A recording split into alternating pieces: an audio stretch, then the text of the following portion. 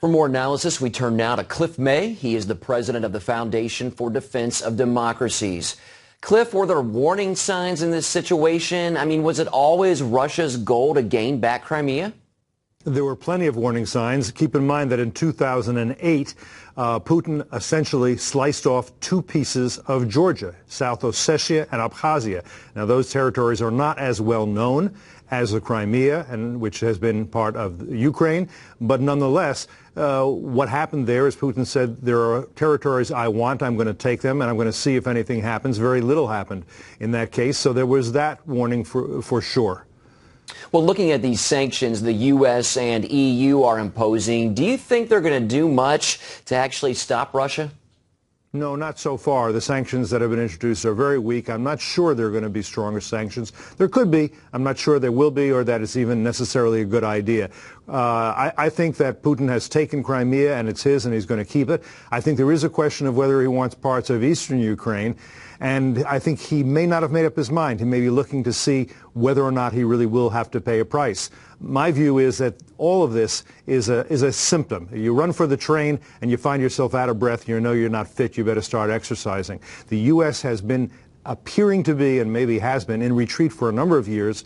This is no time to be cutting back on our military as we have. We've made a mistake by cutting down missile defense significantly, not least in Europe. We should restore that.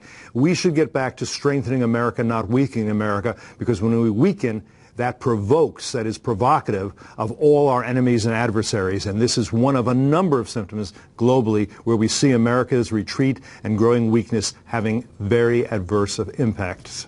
Well, speaking today, President Putin called for greater support from China and India.